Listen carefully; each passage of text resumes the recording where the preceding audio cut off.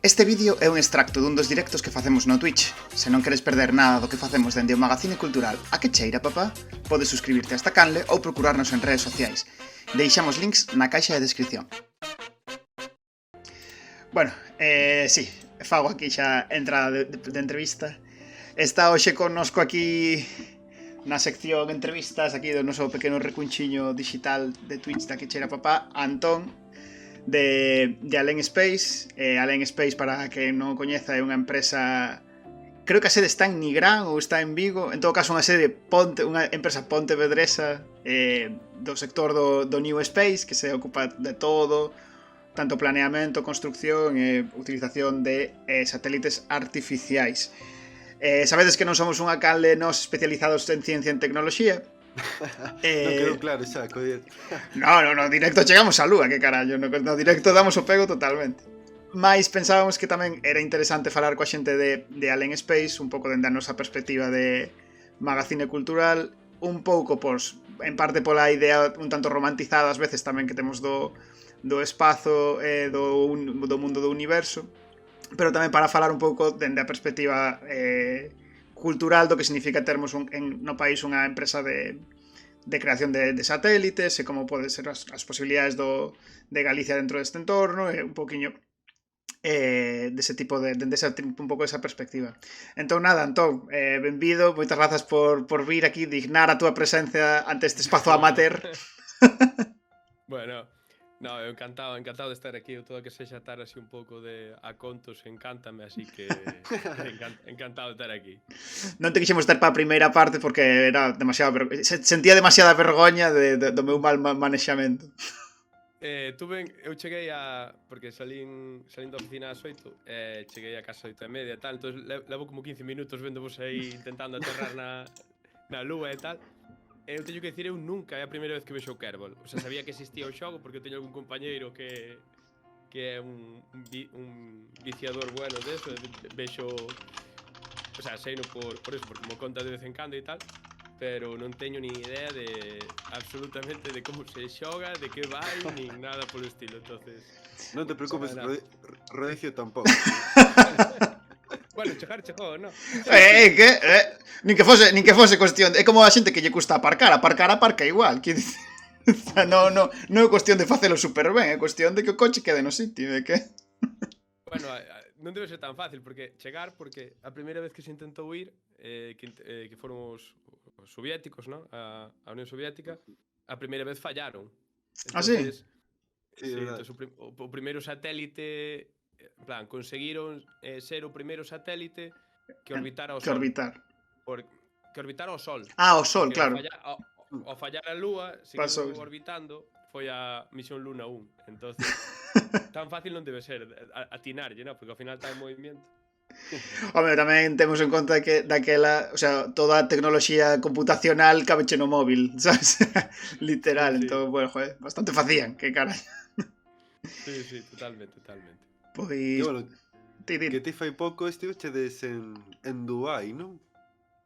Sí, estuvemos ali fai bueno, semana e pico, a semana pasada no anterior, estuvemos alá no congreso no IAC, o congreso internacional de astronáutica que se vai cambiando de sede, non? E este ano, bueno, o ano pasado, que pasa que se pospuxo pola pandemia, foi en Dubai e alá fomos, non? Con Stan bueno, a verdade había ganas, notase que estaba todo o mundo con ganas de viaxar, de volverse a topar, porque ao final, claro, a pandemia é para todo Dios, entonces ao final sí que se notábase moito interés comercial, moito interés de verse as caras, de ver como vai o sector e eso, e de volver a presencialidade que se botaba en falta. Claro que para vos xa... Non estaba Jeff Bezos por ali, nin Elon Musk. No, eles non estaban, pero había así algunha fotillo así de algunha cousa e tal. Pero bueno, había un stand, era bastante coñero porque estaba o stand de Roscosmos super currado, un stand moi tocho, e xusto ao lado estaba o da NASA. E o da NASA, ao meu parecer, era unha... Bueno, non era o máis elaborado de todos os stands que había ali, non? Puxeron uns paneles e demais, pero era bastante gracioso porque xusto o lateral que de Roscosmos, bueno, Roscosmos é a Axencia Espacial Rusa, Sí, sí. de Roscosmos que daba contra o da NASA, puñía así en grande, o primeiro home no espacio e tal, Yuri Gagarin, veña nos fuciños. Era bastante coña. Sí, os últimos rescoldos da Guerra Fría en Dubai, Sí, sabes? sí, tal cual, aí tensión non resolta, non, desta de tal. É como eu que son do Depor, non? É como cando lle sigues metendo o dedo na orella así a algún madridista polo centenariado e tal. Sí, primeira ref sí, pero é centenario. Nesta metáfora Rusia está en primeira regional, en primeira ref, sabes? Claro, tal cual. E bueno, tamén xa lanzachedes tamén bastantes satélites ao espazo, non sei se queres falar de algún en particular, porque Claro, sí que é que o primeiro- falábamos de Dubai, pero porque xa sabes un pouco como veteráns un pouco no sector, ahora xa levades moito tempo, non? Porque a empresa en que ano se funda? No 2007, pode ser? No, a empresa fundámola no 19, en xaneiro do 19. O Ah, sí. pase que o equipo que empeza, o equipo fundador e o equipo que levamos traballando xuntos, comezamos no ano 2008. Ah, Estamos dentro da Universidade de Vigo en un proxecto, bueno, eu en ese proxecto en concreto non estaba, pero estaban algúns socios meus, que era o proxecto Xatcoveo, que foi o primeiro CubeSat. Os CubeSat son un tipo de satélites, un estándar que, bueno, define un volumen para un tipo de satélite. Son nanosatélites, son satélites de moi pouco volumen, moi pouco tamaño. Estamos falando de tamaños próximos a unha caixa de zapatos. Entonces, incluso menos. E entonces, bueno, a Universidade de Vigo, Fernando Aguado, co profesor da Universidade de Vigo, xunto co grupo de estudiantes e outros profesores, líanse a manta á cabeza e póñense a preparar unha proposta para a Axencia Espacial Europea, porque a Axencia Espacial Europea iba a lanzar un cohete novo, que era o Vega. Entonces, estos CubeSats que eran de reciente creación, o estándar crease no 99 en Estados Unidos, decide, bueno, vamos a dar 8 lanzamentos gratuitos a aqueles proxectos que máis valgan, que consideremos que teñen máis valor, ¿no? Entonces, a Universidade de Vigo fai unha proposta, un CubeSat dunha unidade de comunicacións, pero o valor do CubeSat vai ser que vaise diseñar e vaise montar como se fose un satélite estándar tradicional, é dicir, vai seguir os estándares da Axencia Espacial Europea. Entón, pois todo o proceso vai ser exactamente igual que un satélite tradicional, a documentación vai ser moi semellante, vai facer un que se chama un tailoring, unha adaptación dos estándares. Eso é moi ben recibido pola Axencia Espacial Europea e a Universidade de Vigo é unha das universidades e dos centros tecnolóxicos que recibe o lanzamento gratuito.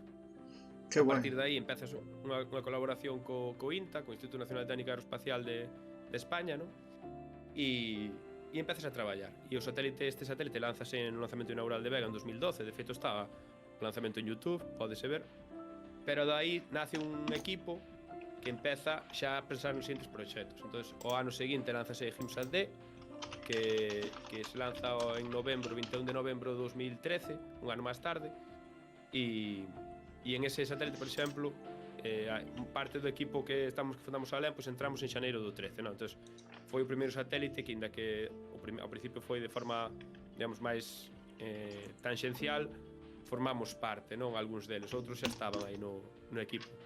E dai siguen outros proxectos, empeza a Serpens, un satélite para Brasil, que ali nos vamos a Brasil a integralo e a montalo, e se lanza, e hai unha foto super chula que se buscas Serpens Satellite en Google sale unha imaxen hai unha imaxen que é o lanzamento da Estación Espacial Internacional, ¿no? É unha imaxe super bonita. Hostia. Que se ve como o satélite está sendo lanzado. Que parece como de Star Wars, non? A foto. Tal cual. O sea, bueno, non sei que foto estás vendo, pero hai unha foto super bonita. Vese a terra debaixo, un satélite verde pequeniño no medio e arriba un brazo da Estación Espacial Internacional. Sí. Que é o brazo robótico Kibo. Foi a que subimos agora no Instagram para publicitar o directo. No Instagram, bueno, iba a entrar no Twitter a velo. Sí. Non sei, pois pode ser. Sí, non, está guapa foto. esa foto a min impresiona, a verdade que me impresiona. Xa, esta E foto nada, parece a partir de aí, ata pois, falsa, no sentido de que parece irreal sí, todo, sí, sí. Está guai. parece tal cual. Eu, de feito, vina un ano máis tarde do lanzamento. Ah, en serio? Sí, o sea, eu un día estaba na oficina e vexo que un compañeiro ten esa foto de fondo, de pantalla, e digo, hostia, esa guapada e tal, e dime, eso é Serpens. E digo, no, que é Serpens xa o sei, pero eu esa foto non a Pero a foto é o que conta. Claro, é brutal, Sí, e sí. encántame esa foto. E nada, bueno, aí seguimos traballando, lanzamos outro par máis de satélites. Bueno, en un momento dado, en parte porque vemos oportunidade de mercado, porque xa tiñamos unha tecnoloxía, nós somos especialmente fortes en temas de comunicacións e diseño de misións para comunicacións e demais. Vemos unha oportunidade en mercado, ao mesmo tempo vemos que, bueno, que dentro da universidade é complicado seguir o ritmo, non? Ao final, o sistema universitario, non sei o de outros países, pero, bueno, o español é certo que é moi complexo a nivel de estar conseguindo sempre proxectos e demais. E queríamos seguir loitando, queríamos seguir facendo satélites aquí, creemos que se pode, ¿no? que hai conocimiento, hai equipo, había un equipo excepcional, un equipo, o sea, eu digo sempre, eu sentome na mesa de reunións cando era presencialidade, pero eu vexo o equipo co que traballo e é que son o máis parvo de todos. O sea, é brutal, é algo increíble. E moi boa xente, entón crees na xente, crees no equipo, crees que a tecnoloxía en Galicia especialmente, non, pero creo que tamén é algo común non sei se é da cultura católica ou que é, pero, bueno, tendemos a facernos de menos. A decir, e saes por aí adiante e pareceche que, bueno, ti non és ninguén, e a verdade é que sales por diante e joder, non Sí é que que seas máis listo ni máis parvo que nadie, pero, é dicir, o que faz ti é mínimo tan bo como que hai fora. Visto en Entón, perspectiva, bueno, é moi interesante precisamente polo que dis, porque se non constituídes a empresa ata o 2019, mantiveche o equipo durante moitos anos, inda sen estar constituídos como empresa. Non hubo como moita tentación ou empresas que mandaron ofertas de traballo para diferentes partes do equipo, nese sentido, claro, de como conseguiu sobrevivir o equipo tanto tempo. sí, a ver, sobrevives a base de lombo, non hai outra, é dicir, sobrevives a base de que ti crees no proxecto e a base de lombo e que crees no equipo e que crees que vale a pena loitar por isto. En canto ás ofertas, xúntanse dúas cousas. Hai que ter en conta que nós, bueno, este é o meu caso, nós rematamos a carreira no ano 2013. Entonces, sí que é certo que eran os anos como 2012, 2013, por aí eran os anos máis duros da crise, non? Parecía que era como o fondo. E entón en eses anos non estaba moi claro que, o sea, ao final eres teleco e diste, bueno, a malo será que unha beca feuga por 500 euros alguén non me contrate, inda que sea unha picadora de carne, non? Sí, que é o que son, basicamente, sí. Hai moitas. No, empresas que son picadoras de Xa, carne. pero bueno. E sí que tes esa expectativa, pero, bueno, sí que era un momento medio tenso e tal, pero saleu isto e entón moitos do equipo como que, joder, ao equipo gustaba, estabas cómodo, eu ca xente que entrei eran compañeros meus desde primeiro de carreira, moitos. O sea, había como un moi bo ambiente, moi bo ambiente, eran amigos, os que estaban xa fixeches amigos deles e crees no proxecto e sí que tes ofertas de traballo. Eu como digo, eu son o máis tonto e eu sei as ofertas que eu tuve. E lembro ofertas de pois irme a París por 45.000 anuales, 45.000, 50.000 anuales, cando eu cobraba 700 euros ao mes. Recordo unha oferta para irme, pois non me acordo, era Emiratos Árabes, pero non me acordo a cal exactamente, creo que era Dubai, tamén por unha barbaridade de cartos que non me acordo, pero, bueno, cerca dos 100.000 dólares. E, bueno, daquela cobraba un pouco máis, pero igual estaba nos 1.000 euros ou nos 1.100, sabes? E despois ofertas máis normales, non? Que de ingeniero e demais, que bueno, que se cadra de 3.000 e pico ou 3.000 ao mes vas tendo, pero a veces facías os procesos por curiosidade, outras veces nin eso, simplemente tiñalo un pouco monitorizado, porque sí que é certo que durante algúns anos había o risco, non, de que pois eses proxectos que presentaras pois non salira ningún, bueno, Sí, ter un que plan eso B, ter morrera, un non? plan B, básicamente, sí. Ter Claro, un é plan decir, B. por lo menos telo monitorizado, non? A ver, saber que hai. Claro, pero Pero vamos, é eu complicado nese sentido, claro, o sea, hai unha competencia polo factor humano, non? Pola carga, o sea, polos enxeñeiros, pola xente que ten o know-how, entón manter o equipo estable cando é unha empresa pequena, penso que é meritorio, que é unha cousa das que fala do éxito do proxecto, non? sí, eso faloche na época da universidade. Sí, sí, Na sí. época da universidade era isto. E de feito nós, cando montamos a empresa, bueno, nós o proceso de montar a empresa veu, o sea, hubo unha iniciativa da Xunta de GAIN, da Axencia Galega de Innovación, que desde o meu punto de vista está moi ben pensada, que consiste en que chamase proxectos in inicia, que consiste en que a hipótese de inicio é dentro das universidades ou dos centros tecnolóxicos galegos existen grupos de investigación ou grupos de traballo que teñen tecnoloxía que pode ser comercializable. É dicir, que pode haber mercado. Pero son xente académica ou xente que é moi boa en ese traballo e desconoce completamente a visión industrial ou a inversión empresarial do o que necesita para crear unha empresa desto. Entonces, vamos a axudarlle a industrializar a tecnoloxía, entón vamos a darlle unha serie de financiación dentro, non a eles nin a empresa que monten, sino dentro do centro da universidade na que están, para transferencia tecnolóxica, facer un análisis de cales son as debilidades, se é pois non hai nadie que teña perfil comercial, non hai ninguén que teña experiencia en empresa, non sei. E fíxose bueno, dentro da propia universidade, entón, o sea, foi dentro da propia universidade esa...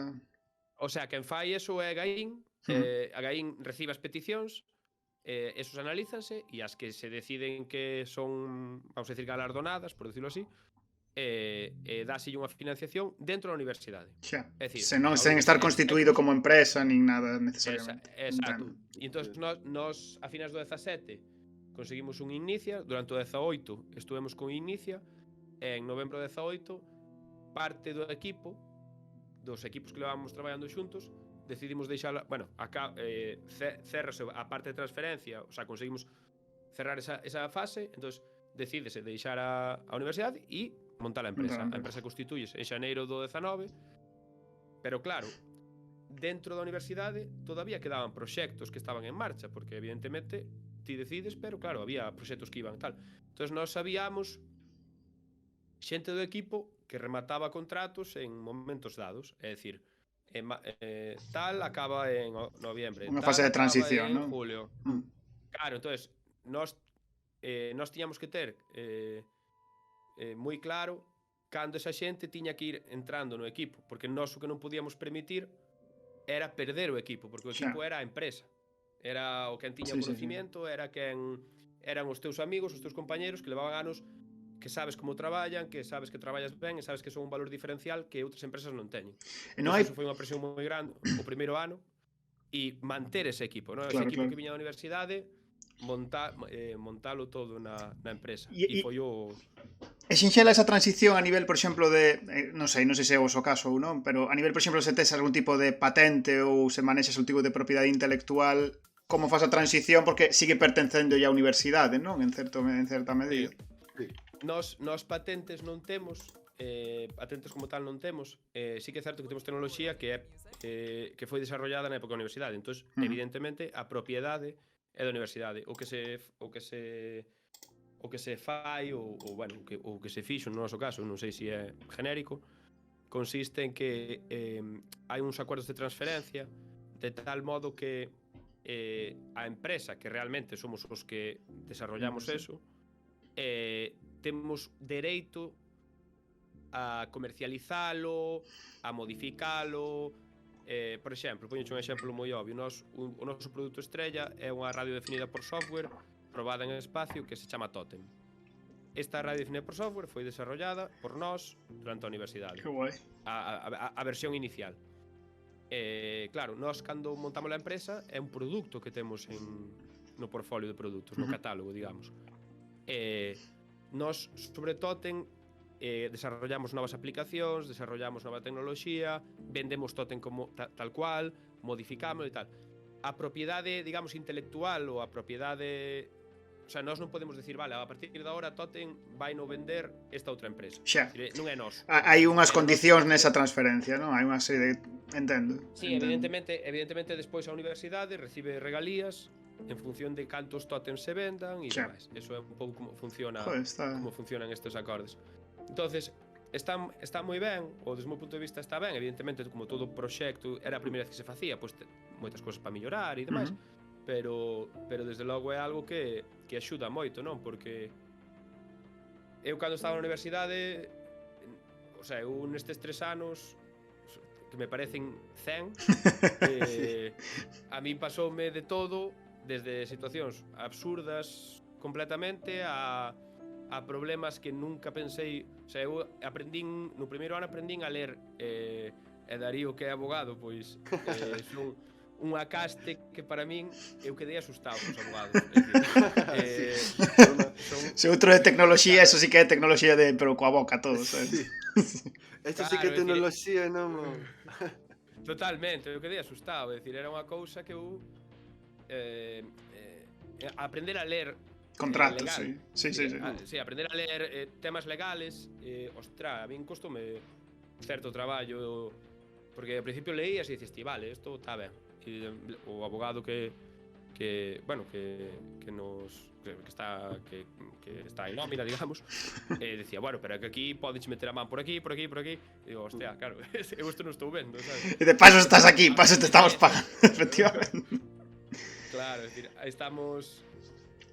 Sí, pero... aprendes un montón de cousas que, claro, cando estás na universidade non tes visibilidade de todo o que non sabes, non? Claro. E cambia completamente as túas o teu, como se di? Perspectiva, sí. O teu as túas preocupacións, as preocupacións que eu tiña na universidade eran unhas e as que teño agora son totalmente distintas, pero a anos luz. É moi divertido, moi desgastante, estrés a tope, pero moi ben, é dicir, eu aparte teño anécdotas que nunca tería de non haber sido pola empresa, teño momentos hiper divertidos ou de hiper alegría que sei que dentro dun ambiente académico serían moi difíciles de obter, e conoces a xente super especial, é dicir, eu desde empresarios de éxito, que xente que vendeu a súa empresa e agora dedícase á filantropía, ata xente que lle foi mal e contache a súa experiencia de como se foi a pique, o traballo que dá a cerrar unha empresa en España.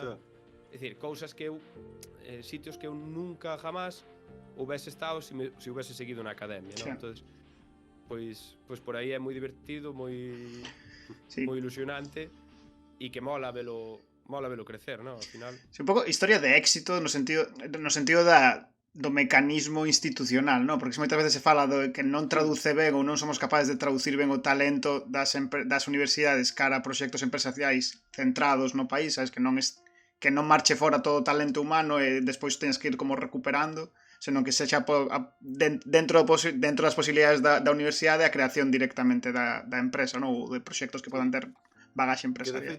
De feito, unha das cousas que máis se critica a universidade, non? O feito de que como que non prepara para a vida empresarial ou laboral, cando este caso en concreto pois ven precisamente a universidade, non? Sí, a ver, aquí, é dicir, eu despois de estar, claro, eu estuve de estudiantes, pois estuve moito tempo dentro da universidade como traballador, non? Claro, a universidade ten moitos problemas, é dicir, eu creo que ten moitos problemas, pero é a miña visión totalmente de... O sea, eu son un ignorante totalmente, non teño esa capacidade de visión de como debería ser, non? Eu teño moito medo aos gurús, moito medo, non? É dicir, e sobre todo cando algo tan complexo, non? Que ten tantas variables, chega alguén e di o problema é este, e o que hai que facer é isto. E todos os demais son normais que non o vedes. Claro, eu teño solución milagrosa. Claro, eso, non? É dicir, eso é como a todo. Xa, E a xa. solución é común. Entón, eu vexo moi complejo, non? Vexo que, por exemplo, sí que estou de acordo que moitas veces a universidade, e en general moitas cousas do sistema educativo, pois non preparan para certas cousas da vida, pero eu tampouco compro o discurso de hai que estudiar o que se demanda no No, mercado, para nada, porque no. Efectivamente. claro, porque si no, nos anos 70, aquí en Claro. Vigo, engenhería industrial, os ingenieros aprenderían a apretar tornillos para Citroën. E para min iso non ten moito xeito. Porque mañá cerra Citroën e Me tes quedas en unha bolas. camada de 200 Claro. ingenieros que non saben facer nada. E Tal eu cual. entendo que eso non ten moita traza, non? E sí que é certo que o mundo académico está moi por norma general, É dicir, digo, hai unha pátina general. O mundo académico está, digamos, bastante desconectado do que é o mundo empresarial. Hmm. Eso reflicte de moitas maneiras, o sea, vese de moitas maneiras entre o complicado que é facer negocios cunha universidade, e non digo negocios de ganarlle cartos á universidade, sino simplemente moitas veces as universidades teñen necesidades e dá moito traballo. Xa. É dicir, eu podo poñer exemplos absurdos que eu vivía dentro da Universidade de Vigo cando eu estaba, que son absurdos, pero absurdos nivel teño que ir a un congreso a non sei onde por traballo e non podo ir a ningún hotel porque como solo podo comprar os hoteles, o sea, eu vou Booking e pillo calquera hotel. E non podo porque calquera hotel que por máximo de gasto que podía facer por día facendo por Booking cumplían todos, debido a que teño que comprar os vuelos ou os hoteles a través de non sei que plataforma da universidade, Fa os justificar, prezos son claro. son rocambolescos, entón non había ningún. Entón, claro, cousas absurdas, non? Dicir, pero é que non podo. No, Como é posible non durmes. que me estás dicindo que non, claro, estás me dicindo que non podo ir a dormir o sea, que teño que ir a Madrid e volver cada día Xa, xa, xa. pa tal, non? Dicir, cousas absurdas destas. E como esas miles, ou cando se cerran as partidas de gasto, cando se abren tarde e tal, bueno, é complicado. Entendo que non é fácil de solucionar porque a universidade ao final é un bicho moi grande, pero sí que crea problemas a hora de como se gestiona. Ao mesmo tempo, eu tampouco creo que moitas veces dice, é que investiganse cosas que non valen para nada. Bueno, Eso tamén é un pouco cuñado o argumento tamén. O sea, eso da claro, ciencia básica é unha cousa que dá un pouco de preguiza ter que seguir explicando que mira, non todos, o sea, non sabes o que vas necesitar, entón tes que o sea, Exacto, é que, é dicir, nós non somos a sociedade que somos por casualidade, nós somos a sociedade que somos, isto é a miña visión, a sociedade que somos é construída cas ferramentas que nos deixaron os que veñen de atrás. É dicir, foi un camiño, si fai 200 anos X non houvese inventado Y, pois hoxe en día non habría Z. E entón, se non houbera Z, e iso deriva en unha serie de cousas. Hai un exemplo moi bo que é Rudolf Hertz, que foi o tío que descubriu as ondas electromagnéticas, o sea, foi o que demostrou por primeira vez as ondas electromagnéticas e por eso as frecuencias mídense en hercios. Claro, mídense en hercios.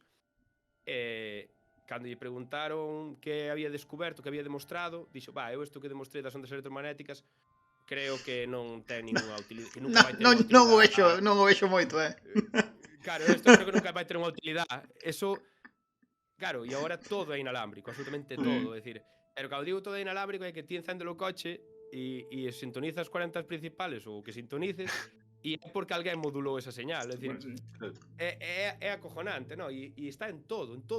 A sociedade na que vivimos é eso. Pois houve un tío que o demostrou e dixo, isto non vale para nada. O tipo que o demostrou. Era moi bo nunha cousa, pero como futurólogo, non, Hertz como futurólogo non me está convencendo. E esa é outra. Somos moi malos predicindo o futuro. Claro, é que esa é a cousa. Malísimos. Entonces, eu cando se fala de temas de, claro, que a universidade ou a investigación ou se vive moi de espaldas á empresa ou tal, a empresa está moi guiada por mercado e ten que estalo, e porque o xogo que xogamos é o que é e non hai máis.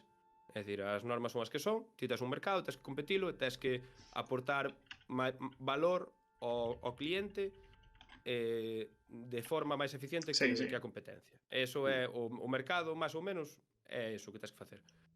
E evidentemente eso trae cousas maravillosas, trae cousas moi boas, e por eso agora mesmo temos un montón de cousas das que disfrutamos, como por exemplo esta charla, porque alguén se lle ocorreu Gracias, Bezos. que é a primeira vez que vexo isto, pero claro, non todo pode aplicar así, non todo pode ser guiado pola necesidade actual, porque claro, hai cousas que van a ser necesarias dentro de 50 anos. Sí. E eso non o vai, dificilmente o vai financiar o mercado, non? Claro. O tema son os espazos intermedios, non? O problema, por exemplo, que temos ás veces como economía en Galicia, é o que comentábamos antes, é que ti formas a xente, a academia só é capaz de absorber a un número determinado dese capital e o resto, como non hai un ecosistema industrial que o pode absorber, ten que marchar. E nese sentido, pareceme moi interesante o da Alien Space, e non sei se podes ver, nese sentido, se crees que alrededor da Alien Space ou como unha especie de experiencia piloto cara a outras, podería servir tamén como un exemplo deste tipo de iniciativas de dende a propia universidade desenvolver un proxecto empresarial simplemente porque xa tes un grupo formado, non? O sea, eu non creo que Alén sirva como referencia de nada. É dicir, creo que Alén é unha empresa máis, como hai miles que as súas casuísticas e cada un sudou as súas e tal. Sí que creo que o feito de que existan iniciativas empresariales e que exista cada vez máis conocimiento do sector empresarial, porque ao final tamén vese moito mismo no más media, no? Pero vese moito no discurso genérico, no? O típico de o empresario é malo, o emprendedor é bo. Pero un emprendedor é un tipo que é empresario, basicamente. Sí. Claro, é dicir. Sí. Entonces, créanse unha serie de cousas que son é como que a empresa está aí, no, as empresas e os empresarios están aí, de alguma maneira, non sabe moi ben como están aí. Esos xa están. E esos está establecido e os emprendedores son xente que intenta facer cousas. Creo que é o mismo todo, no? E iso que provoca, para min, que se cree un maior ecosistema empresarial, un maior ecosistema industrial, permite que se creen, o sea, é unha roda que se retroalimenta de forma positiva. É o exemplo de sempre que se pon cando se fala de grandes emprendedores, no? Cando se fala, por exemplo, de Elon Musk ou de Peter Thiel ou todos estes, son a PayPal mafia, no? É dicir, ti colles os fundadores ou principales inversores primeiros de PayPal, ves o que fixeron ese grupo de xente a posteriori e ves monstruosidades, no? E vas desde SpaceX hasta LinkedIn, bueno, a todo o que ten Peter Thiel, que ten un montón de cousas e demais. Evidentemente, os modelos Silicon Valley aquí non aplican. O sistema non é o mismo, o sistema non é o mismo e probablemente sea maravilloso que non apliquen. Pero en outra escala ou en outra forma de velo non debería ser diferente. Entonces, sí que creo que se retroalimenten e que haya máis iniciativas pode axudar a que tanto xente saída da universidade como xente saída de ciclos ou xente que non estudiou nada pero que sabe facer algo, ou xente mismo que está traballando en empresas hiperestablecidas, como pode ser Telefónica, eu que sei, calquera, diga, oye, isto que eu estou facendo aquí eu creo que se pode facer mellor e arranque algo, non? E iso creo que sí que é válido, porque tío, ao final somos esclavos do que vemos. É dicir, é moi difícil que eu me fixeras fan do Racing de Santander. Porque eu nacín en Vedra e meu pai é do Dépor. Entón eu son do Dépor porque meu pai é do Dépor e porque son de Vedra. Entón, por que son do Dépor? Porque era o que vía. Eu era o que vía, entón son do Dépor. Entón, se ti ves que é posible montar empresas, é posible. O sea, e isto non vai de facerse rico, vai de... dun camiño profesional como outro, sí, dun camiño profesional como outro. Claro, é dicir, ti pensas que podes aportar e pensas que se pode crear e pensas que joder, por que non? Si ves xente que o está facendo e que tal, creo que é útil, creo que é válido. Entón, creo que axuda a que toda esa masa pois de xente recén saída da carreira ou de outros sectores ou que a edad que teñan que sigan a roda, no? Que tal. Entonces, desde logo é un problema a emigración continua de personal. De feito, salía unha estadística de Europa que das 5 rexións máis envellecidas de Europa tres son o sea, Está galega. unha é Galicia, outra é Asturias e outra é Castela e León. Sí, sí. Son as tres rexións máis envellecidas de Europa. Pero o que o peor é que das 5 primeiras 4 son España. Sí. O sea, a cuarta non me acordo de onde era, pero a quinta era España outra vez. E claro, eso é terrible. No, claro, o sea, cando falamos desa fuxida de capital humano é que esa cousa non o estamos a recuperar, non volven noutro momento, ou cando volven son xa moi maior, pois xa xente moi maior que volve de retirarse. Entón, Claro, e non só é os que se van, é que non és capaz de de atraer, sí. Non, claro, claro. Ti vas a... Joder, eu fai un par de meses estuve en Estonia, en Tallinn, e estuve en Helsinki e tal. E un Tallinn, bueno, foi por un tema de traballo e tal, e conocí a xente que estaba ali e tal. Joder, había cantidad de xente nova que era de fora, sí. Sí, Alemania, Australia, Reino Unido. Unido. Teñen un sector tecnolóxico moi tocho en Estonia, polo visto, o sea, sí. O que teñen montado sí. É espectacular. Está aquí comentando. Claro, sí. esa non é solo. Eu entendo que un estorno se pire dali, porque en Tallinn non hai un maldito penedo que tape o aire, fai un frío, o sea, sopra o aire que eso mete pan. Bueno, pero tamén, igual que estos de os de Estonia estarán acostumados, sabes? Sí. O sea, eu entendo que un de Estonia dixa, a mí isto se me vai chegando, e se muda a, eu que sei, ao Algarve. Eu podo entendelo. Pero claro, tamén teñen ese flujo de entrada de xente que non só é xente que é do sector tecnológico, é que ali irán albañiles.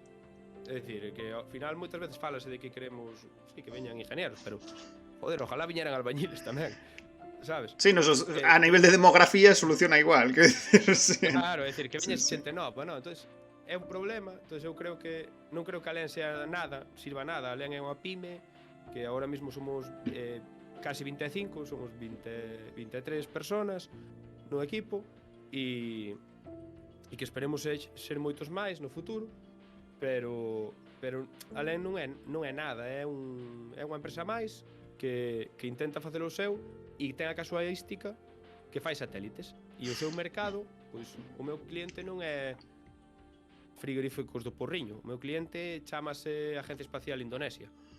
Que esa é outra pregunta. O perfil, bueno, sento que teño a sensación de que lle estou quitando a Darío, que non lle estou dixando nada de sitio. Non te preocupes. Pero unha das cousas que tiña pensado, o sea, que me parecía interesante preguntar era polo perfil de cliente, no sentido de que sempre que pensas en satélites, ou polo menos eu, dende a ignorancia, penso sobre todo no sector da telecomunicación, e penso que na súa utilidade dentro da perspectiva das telecomunicacións. Entón, claro, cal é o perfil de cliente? Axencias espaciais, grandes operadores de telecomunicacións, ou cal é o tipo de perfil que se pon en contacto con Alén? Sí, a ver, bueno, por dar, os satélites fan, todos os satélites, isto é genérico, os satélites están feitos basicamente para facer navegación, comunicacións, observación da Terra ou ciencia. Bueno, e despois exploración e demais, pero bueno, vamos a decir ciencia como englobación. E máis ou menos eso é todo o que fan. Pode haber alguna cousiña máis, pero genérico é eso. Entón, dentro dos nanosatélites, dentro dos pequenos satélites, navegación é GPS. Entón, eso dentro dos pequenos satélites non se pode facer por temas técnicos ou polo menos non hai nadie que o ofreza ahora mismo, por temas de tamaño de satélite necesario e demais. Pero a partir de máis alá deso, é dicir, todo o que sea comunicación, observación da Terra e ciencia, sí que se pode facer. Entón, en comunicacións, vamos desde sensórica IoT, é dicir, un sensor que envía un mensaxe e o satélite recibe ou transmite a Terra e recibese e tes a información. Tracking de activos, é dicir, un avión envía unha baliza, estou aquí, son tal avión, estou aquí, indo a non sei onde, a tal velocidade, que é o estándar ADS-B, basicamente para evitar cosas como Malaysia Airlines. O transpondedor, chámase, non? Sí, o transpondedor é o que transmite, non? É o tal, o estándar chamase ADS-B, non? Os barcos teñen algo semellante que se chama AIS, e así, entón, todas estas cousas pódense facer con satélites, porque basicamente, claro, o ADS-B, cando estás sobre Europa, claro, en Europa hai antenas as que queiras, pero no medio do Atlántico non. Entonces, pues hai que recibir os mensaxes, hai que enviálos para que ti podes entrar en Fly Radar e ver un mapita de onde están os avións e onde van. O mismo cos barcos e o mismo con con outras cousas, non? Calquera cousa que se poida monitorizar a través de comunicacións. Outras aplicacións son observación da Terra, é dicir, fotos. Entonces, faz un satélite que saque fotos e con esas fotos procesanse. Entón, esas fotos pois, poden ser hiperespectrales para detectar en certa banda de frecuencia pois hai un pico, quere dicir que hai clorofila, entón é útil para a agricultura ou útil para outras aplicacións. Entón, nós dentro desto nós facemos misións de todo tipo e os nosos clientes son aqueles, cando son privados, son aqueles que queren prover algún destes servicios. É dicir, nós facemos os satélites que quere o cliente para dar o seu servicio. O servicio que quere. Por exemplo, claro, un cliente noso é Sateliot. Sateliot é unha startup catalana que quere prover, quere facer unha constelación de nanosatélites para prover 5G. Empezando por Narrowband IoT, é dicir, IoT de banda estreita. Sí, sí. E, bueno, e ten unha serie de casuísticas e demais. Entón, nós aí que facemos? Pois diseñamoslle todo o sistema de comunicacións necesario, todo o hardware que necesita para poder facer eso e demais, e proveémoslle para os seus satélites e no futuro pois diseñarlle os satélites e demais. E este é un cliente típico de empresa privada, non? É dicir, son empresa privada que o meu negocio é, poño outro exemplo, quero recibir datos de avións e barcos para con eles recibir os mensajes e vendelos ou procesalos e vendelos despois. Non me interesa absolutamente nada do satélite, eu simplemente quero dar ese servicio. Nós facemos o satélite e gestionamos todo desde diseño, diseño da misión, integración, testeo, gestión de lanzamento, operación en órbita e demais. E despois hai os clientes máis institucional. Entón, van desde as axencias espaciales, como pode ser pois a Axencia Espacial Indonesia e cliente nosa, e nós aí provemos sistemas de comunicacións para satélites para misións que están facendo, e de feito en 15 días van a vir un grupo de ingenieros da Axencia Espacial Indonesia aquí a Nigrán a recibir un capacitación, un training sobre sistemas de comunicacións embebidos e demais, basados na nosa radio definida por software e demais. Outro, por exemplo, son universidades. Nós temos un programa de training co cal facemos a misión completa para unha universidade e polo camiño levan un training de diseño, levan un training de integración e testeo e levan un training de operacións e demais. Entón, ao final da misión teñen un satélite voando e ao mesmo tempo levan toda esa capacitación e esa transferencia de conocemento aos ingenieros, non? Entón, o noso cliente e como nos aproximamos a él depende tamén do que este buscando. É dicir, non é o mismo falar con a universidade que o que quere é formar a unha serie de ingenieros e ter unha misión espacial, que falar con, por exemplo, de Sateliot, que o que quere é eu quero que os datos de volta, claro. Claro, quero que os meus sistemas de comunicacións de isto e funcione desta maneira, faino e tal, non? Entón, son formas distintas de abordarlos e evidentemente son proxectos distintos. Pero sí, porque o que está pasando co isto que se chama New Space é que cambian as torres, non? Que tradicionalmente era un sector únicamente bueno, hai que entender que o espacio originariamente era un terreno de guerra, non? Era un campo de batalla máis. De aí pasou a seguir sendo un campo de batalla, sempre foi, pero en paralelo empezou a ser un tema institucional, tema de grandes operadores, os grandes geos que para prover comunicacións, os de prover televisión por satélite e demais, e chega un momento onde de repente empeza a haber capital privado interesado en invertir e buscando retornos financieros directos e empezase como é unha frase que eu odio, pero odio porque é por manida, que é democratizar o espacio, pero é moi certo o que está dicindo, é dicir, pois agora podese acceder pois con moita máis facilidade ao espacio do que se podía acceder fai 30 anos. E en ese hueco as barreras de entrada baixaron tanto en ese mercado que empresas con unha financiación moi inferior ao que tradicionalmente costaba o espacio, pois pode abordar misións e pode ofrecer servicios con infraestructura espacial. É dicir, estamos falando de que un satélite tradicional valía do orden de 200 de millóns de euros e nós ofertamos misións por menos de 1 millón, con lanzamento incluído. Que é moi loco porque, claro, a propia idea de que unha pyme se poida dedicar a ese sector é, Claro. o sea, é novísima, non? Como moi, De moi feito, nova.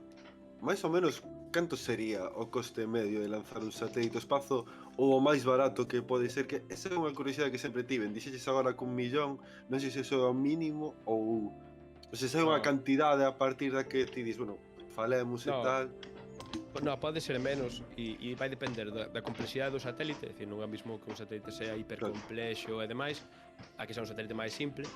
E despois, en canto ao lanzamento, o lanzamento é bastante estándar e como decía que eran CubeSats, isto é importante, os CubeSats mídense en unidades.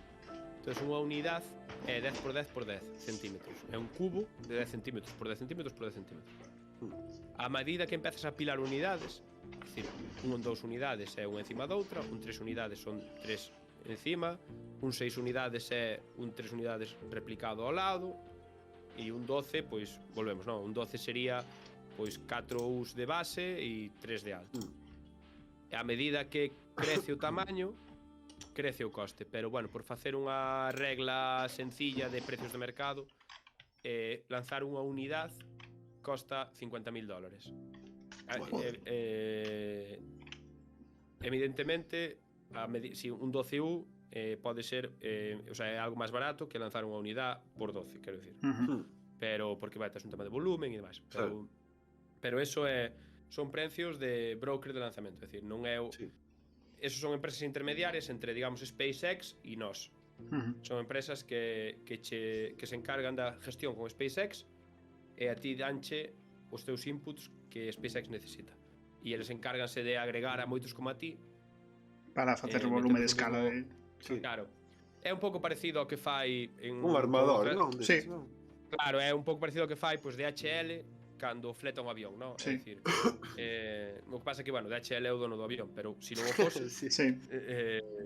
pues sería Iso para o futuro, non?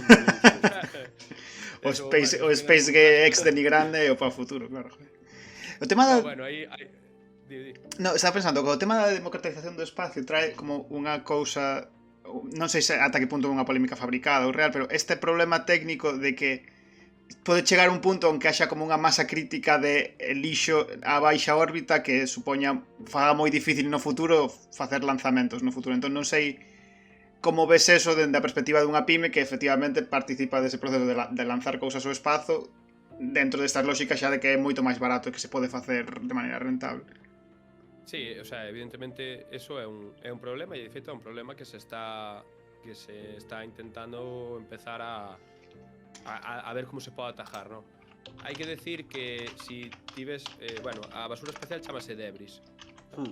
Ti ves os mapas de debris e ves un punto clarísimo para Apolo 2005 onde o debris se multiplica por non sei canto, pero unha barbaridade. O número de objetos no espacio se multiplica por pero dun día para outro, se pasa de ser, invéntomo, 300 objetos no espacio a ser 6.000. Xa. De un día para outro. Sí. Aí o que pasou foi os chinos mandaron un misil e reventaron un satélite seu para demostrar que eran capaces de reventar un satélite en órbita. Entón eso creou unha basura, un montón de basura espacial en un punto, o sea, en unha órbita específica que claro, encheu moitísima basura. Evidentemente, os satélites, a medida que se van a lanzar máis satélites, o número de obxetos no espacio crece. É algo que hai que atajar, é algo que dende logo está na mente, sobre todo de Europa. É un problema moi complexo, moi complexo, porque ao final o espacio é un recurso moi útil a nivel económico e geopolítico. E pasa outra cousa, que dificilmente podes facer nada cando un país decide coller un misil e estoupar os seus satélites. É algo que é... Sí, é alegal, como que non está previsto en ningún sitio a regulación diso, claro. Claro, e non, inda que o prohibise, que faz? Claro. Bueno, é un tema... É dicir, é un tema moi complexo, non? Xa. E de feito, claro, iniciativas como esta de Starlink de Elon Musk, ¿no? Que vai lanzar 44.000, a mí parece unha barbaridade. A mí 44.000 satélites en órbita Leo parece unha bestialidade.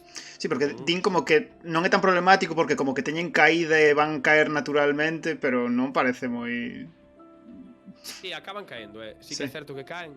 Sí, o sea, de feito, o Xacobeo, bueno, o Xacobeo tiña unha órbita moi específica, moi peculiar, ¿no? Porque era unha órbita elíptica e demais, pero Xacobeo reentrou. Serpens, que era do Brasil, tamén reentrou porque era a órbita da ISS e é moi baixa, entón reentra moi rápido e demais. Pero sí, ao final é un problema.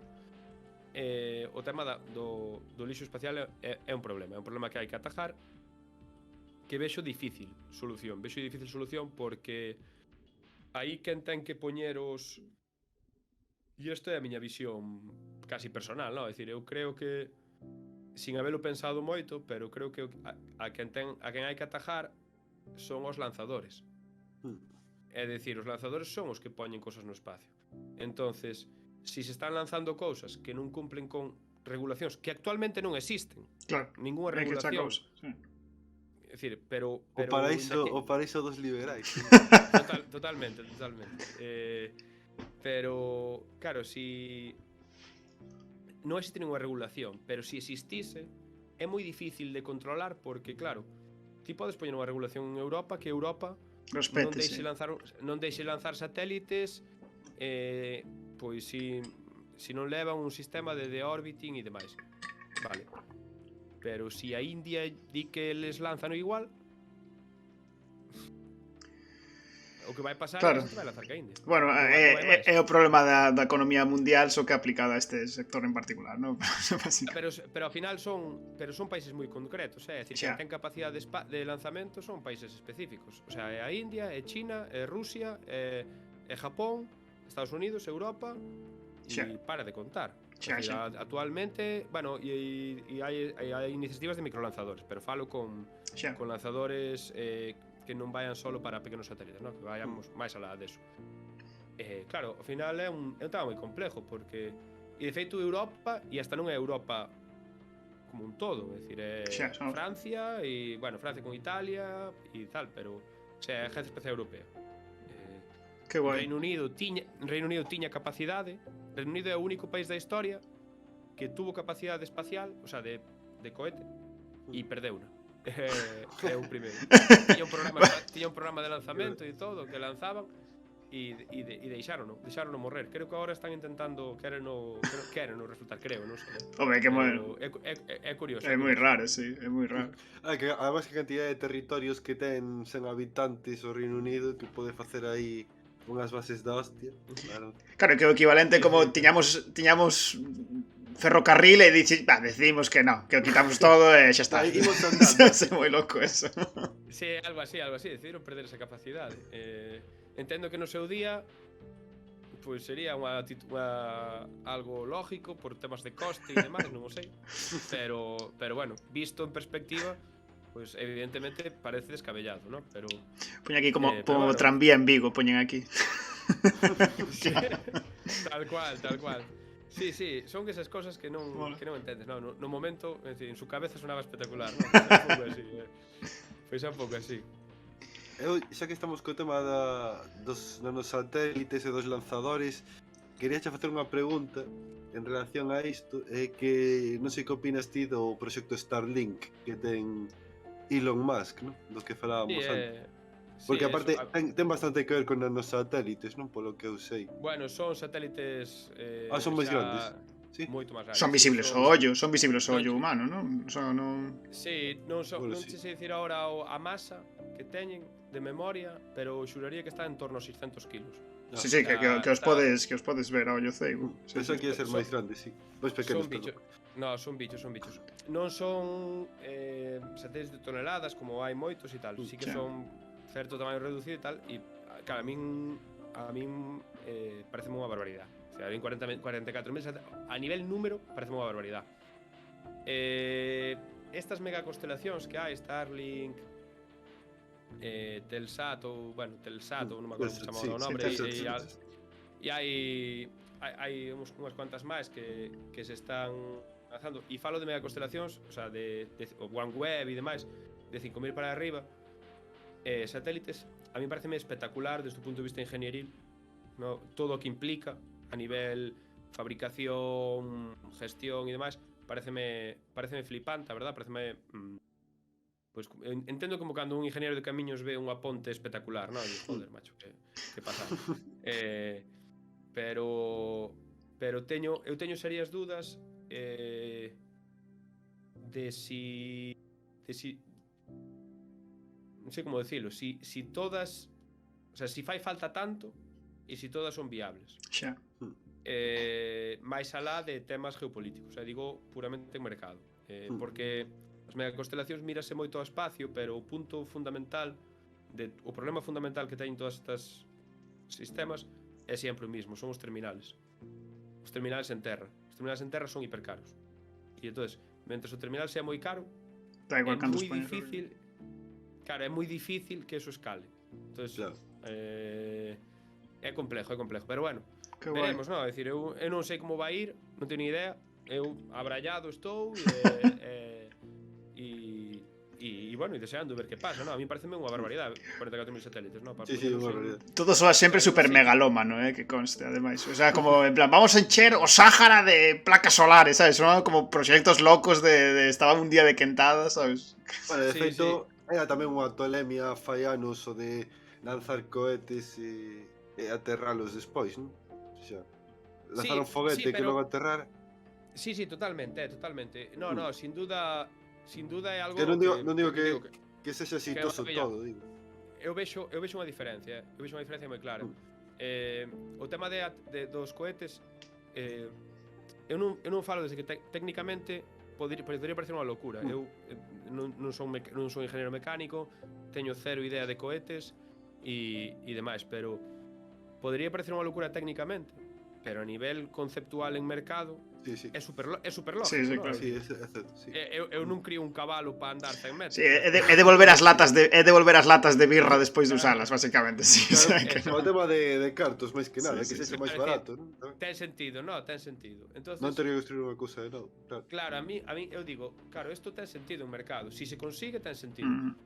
Eu teño dúdas, e que se cadra así, eu teño dúdas si realmente hai tanto negocio en lanzar 44.000 satélites. xa, que é unha locura. O sea, entendo que sí, entendo que estos números están máis que votados, porque evidentemente o sea, decir, nadie se embarca en esta sin haber feito os cálculos moi ben feitos. Pero Non o sei, pero a mí non o sei. O sea, que, é dicir, xa dentro é que hai que pensar lo que son dentro de lóxicas de ecosistemas empresariais moi grandes onde hai proxectos deste estilo que son un pouco, eu creo que hai proxectos deste estilo que son antieconómicos e están feitos un pouco como sacada de músculo, sabes? En plan, podemos facer esta movida, traes un montón de publicidade, traes inversores para outras cousas, non o sei, non sei se é o caso, pero eu estou convencido que hai proxectos antieconómicos en empresas o suficientemente grandes como para poder permitirse ser antieconómicos cando lles apetece. É sacada de Uf, perdón. Disculpade, pechamos o chat, xa pechamos todo. No, pero sí, a ver, igual forma parte dun bueno, dunha fase para o seguinte plan de nominación mundial, non? No, o sea, evidentemente ten que ter un respaldo e ten que ter unhas apuestas moi decididas por cousas que de primeiras non se vexan. A min abrállame. Sí. É que para ter algo de referencia, eu desconozco o número exacto de cantas sería a maior constelación de satélites que había hasta fai 3 anos. Pero a maior constelación de satélites hasta fai 3 anos non sei canto é, pero xuro, o sea, estou casi seguro Menos de 1000. No, e menos de 500. Sí. E menos de 500. Claro, estamos falando dun orden de magnitud absurdo. O sea, claro, en plan 100 veces o orden de magnitud que do que estábamos antes, non? É dicir, entonces, claro, a min maravíllame o feito de que se faga, non? É dicir, é unha cousa que me maravilla realmente, non? E digo, joder, macho, que guapada. Pero non sei, teño curiosidade por saber en que acaba, non? En que dá todo e Sí. E ao final é eso, ao final probablemente isto sea unha fase de un proxecto de tal forma que no futuro pois habrá que se chama Hosted Payloads de maneira recurrente e de tal forma que nadie máis lance satélites prácticamente e só os lancen eles. Xa. E entendo que a idea vai un pouco por aí tamén, de establecerse eles, bueno, eles non digo Starlink solo, sino calquera mega Ese oligopolio de Sí. grandes claro, lanzadores. establecerse eles e de tal forma que despois teñan tan baixo e acaparen tanto os costes de acceso ao espacio que solo tiña sentido subir cousas aos seus satélites. Entonces, están todo o tempo seguindo na roda, non o sei, pero desde logo a min soname espectacular o proxecto. Pero bueno, xa se verá que eu teño bastante con meu como para do que Claro. Dicías antes que tiñas ti formación, bueno, entendo que a maior parte da xente que estades en Alien Space tedes formación de telecomunicacións, non entendo. Pero tiña curiosidade porque sei que existe a carreira de Enxeñería Aeroespacial en Ourense a día de hoxe e non sei ata que punto ese tipo de perfil profesional tamén podería ter como oco na vosa empresa ou se tedes algunha persoa que ten ese tipo de formación. Sí, Aeroespacial de feito, o Arno, que é o director da escola, Arno Formella, é socio da compañía. Ostras, en serio? Sí. Que guai. Sí, porque é un dos profesores xunto con Fernando Aguado, os dos profesores que estuveron nos proxectos. De feito, o software da bordo das 3 primeiras misións foi desarrollado moito liderado o desarrollo dese software foi liderado por Arno. Entonces, evidentemente hai un encaixe, ¿no? E despois, sí, hai, o sea, os perfil de ingeniero espacial encaixa totalmente ca tal. Nós ahora mismo sí que é certo que somos principalmente telecos e principalmente de teleco, temos xente de informática, de electrónica e demais, pero bueno, principalmente somos telecos. Xa. Porque tamén estamos moi centrados en, por moitos motivos, porque o grupo original era maioritariamente era teleco e porque temos teleco ao lado. Aeroespacial, por exemplo, temos unha persoa un enxeñeiro en Sevilla que está agora leva un tempo con nós e é aeroespacial e tal, e temos outro en Euskadi do mesmo pau, ¿no? Entonces sí que son perfiles que teñen encaixe e ao final, claro, por perfiles hai 1000 perfiles que encaixen en calquera empresa e con nós moitísimos, porque nós ao final somos unha empresa que estamos bastante, vamos a decir, diversificados no que ofrecemos. Xa. Entonces, realmente, con nós tería sitio, o sea, se sigue crecendo, acabará tendo sitio hasta xente de dereito para tema de space law, todo o que é lei espacial, no? Lei de espacio, todo temas con lanzadores e demás. Entonces, desde ingenieros hasta abogados. Entonces, claro, por aí hai moito camiño. Que guai. Non sei se tes aí algo apuntado ti, Darío. Pouco máis, a verdade. O único que tal, o sea, se ten algunha misión agora que hoy, aparte de un proxecto actual no que teñan así gañas de, bueno, imagino que agora mesmo estaredes en varios, pero así algún que queiras destacar para que a xente vexe un pouco o que estás facendo agora mesmo. Pois mira, bueno, non tanto no pasado. Conto así algún que no que estamos, ahora mismo estamos con un proxecto que se chama Alpha Crux, que é un satélite que se vai lanzar na primeira mitade do ano que ven, o sea, en uns meses. É un satélite para Brasil e está, de feito, está agora mesmo nas campañas de o que chaman environmental test, ¿no? Que é toda a fase de vibración, hai que facer hai que vibrar o satélite para que comprobar que vai a soportar o estrés que ten no lanzamento e demais. E para a semana que ven vai pasar toda a parte de termovacío, non? Metes o satélite nunha cámara de termovacío e fanse uns ciclos térmicos e demais. E ese vai se lanzar agora a principio de ano. Despois, por outro lado, estamos traballando, por exemplo, a Axencia Espacial Europea para a placa Totem que comentaba antes. A Axencia Espacial Europea quere probar unha nova metodoloxía de test acelerados para electrónica e escolleu decidiu que a nosa placa é a propia, o sea, a nosa tecnoloxía é a mellor para probar esos test de acelerados de vida útil. Entonces vai, pois, bueno, vamos a facer unha serie de... É un proxecto de o sea, testeo e inspección posterior moi intensiva para ver como mellorar eses procesos, ¿no? Que guai, como un proxecto de manufactura, non? Como unha cousa case Sí. de... Que Sí, guai. basicamente, hasta ahora os proxectos de testing que se facían moito tradicionalmente era moito de telo durante, como os proxectos tradicionalmente de espacio son tan largos, podíase facer tests en tempo real, digamos, é dicir, Xa. a propia radiación que levaba ou demais.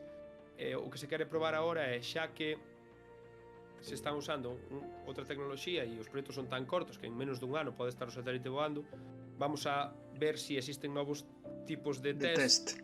Que nova guai. metodología de test para estos, para ver como tal. Entonces, pues vamos a proveelos de unha dúcia de payloads, de radios definidas por software que teñen herencia de vuelo, que se chama, esta tecnoloxía ten herencia de vuelo, e entón van a facer unha serie de test destructivos e despois van a inspeccionar. Entón vamos a recibir informes de tal forma que podamos ver pois como se afectaría estos tests ou como afectaría en espacio X anos en condicións moi extremas, non? Entón eso vai nos axudar tamén a nós a futuro a mellorar os nosos produtos Claro. en base ao que salga desos informes, non? Entón eso é o proxecto HALT que estamos con unha empresa, con Alter, con unha empresa de Madrid tamén e con CATEC, un centro tecnolóxico español tamén, e aí estamos traballando.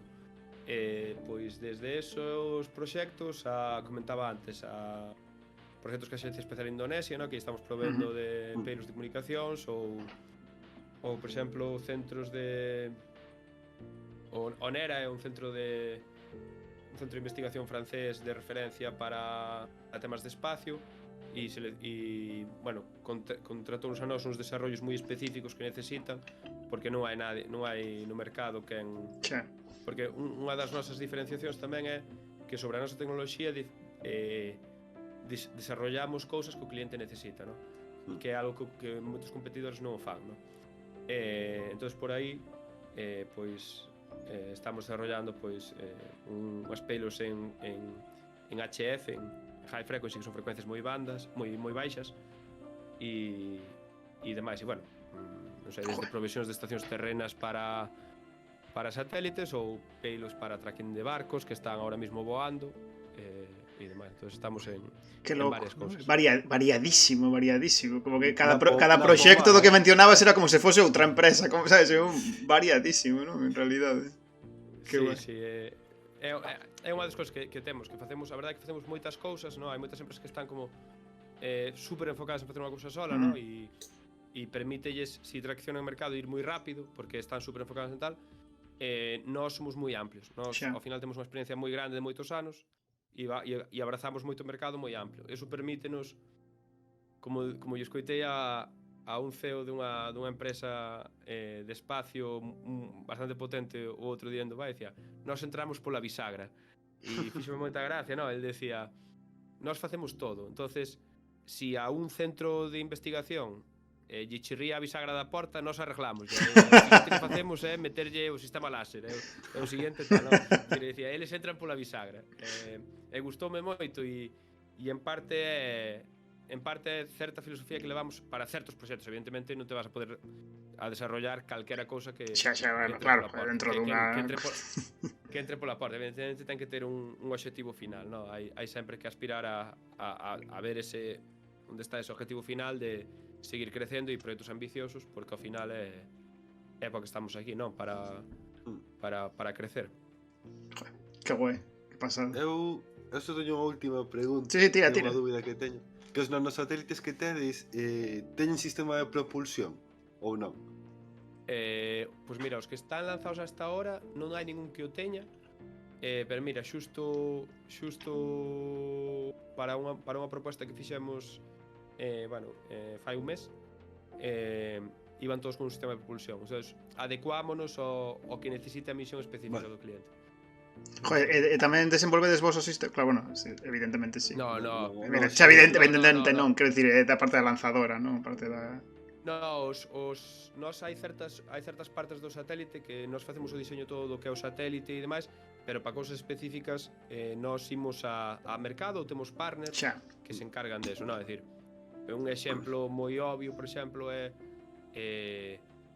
bueno, a propulsión, por exemplo, non? É dicir, nós non temos ningún conocimiento en propulsión específico, desarrollo de sistemas de propulsión, é algo hiper específico. Pois temos unha serie de partners que cando fai falta temos diseñado unha serie de satélites predefinidos ou plataformas predefinidas que hai opción de con ou sin propulsión. Entón, se un cliente dado na súa misión o necesita, pois ofértaselle con ela. E o mismo para todo, non? É dicir, nós non fabricamos paneles solares, por exemplo. Xa. Hai proveedores que fan paneles solares. Sí, non pode ser competitivo, claro, en todo, o sea, evidentemente. Claro, é un tema de... Evidentemente podes te poñer a desarrollar todo, Pero non é competitivo. Claro, requieres unha serie de recursos moi grandes e de tempo, e nós non é o noso foco, non é a nosa especialidade e demais.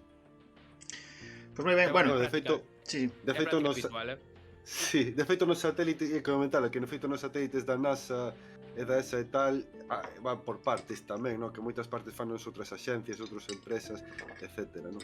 Nos Por iso, ás veces no periódico, como era? O laboratorio galego que está en Marte, por exemplo, que unha parte do robot pois ten...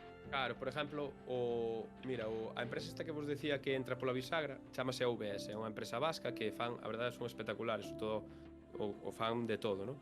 E na última misión que participaron teñen do rover da NASA, eles fixeron dous instrumentos, vamos a decir máis simples, que son espectaculares, pero o máis simple do rover é unha locura, claro. Sí, claro. No, porque incluso hai unha serie de cosas que de primeiras pode decir, vale, isto é algo simple, pero claro, este algo simple ten que soportar non sei cantas Gs de impacto, ten que soportar unha serie de cousas super locas. Entonces, estos ahora mismo teñen dos instrumentos en Marte, pero é que no novo misión de a Marte a garra robótica que vai coller muestras de Marte, é dicir, o brazo que vai facer o gripper, o que vai agarrar, é deles tamén.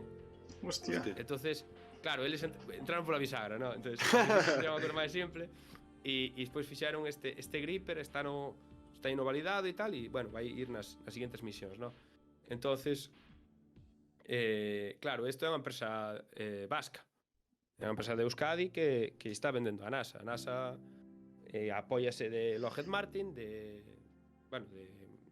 dos proveedores que teña en función de que misión, e en este caso un deles é esta empresa, non? Entonces é a práctica moi común. De feito, os grandes integradores, os LSIs, Thales, Airbus, OHB, son integradores. Moitos hai sistemas que fan eles e hai sistemas que integran sistemas de terceiros e evidentemente o diseño é deles e por aí vai o negocio. Que guai. Claro, bueno, é que como funciona un pouco todos os sectores, supoño que todos os sectores sempre as tecnoloxías van se integrando cara ao produto final, non? O sea, o que te chega a ti é como un mix de toda esa xente aportando a súa parte, non? Claro, como o Citroën, sí. Aquí en Vigo os asientos fallos Faurecia, por decir algo, non? Claro, sí, tal cual. Pois así. Pois moi ben, bueno, para darlle así peche non me resisto a preguntar só de saída, a preguntar, bueno, estivemos falando da empresa, de todos os satélites e tal, pero quería preguntar porque aquí na Quichera Papá temos un podcast dedicado a ciencia ficción e a fantasía, e preguntar se eres así aficionado a ciencia ficción, se che mola a ciencia ficción. É evidente que é unha pregunta tendenciosa, non hai ninguna razón necesariamente para que che guste, pero...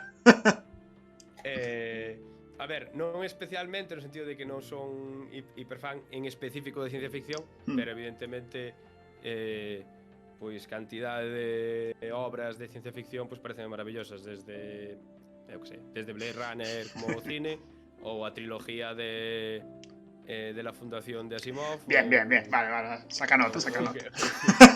Estás aprobada. Sí, o sea, non son específico fan da ciencia ficción, pero sí que, evidentemente, a min calquera cousa de menos terror, eu desde logo non viñen aquí a este mundo a sufrir, así que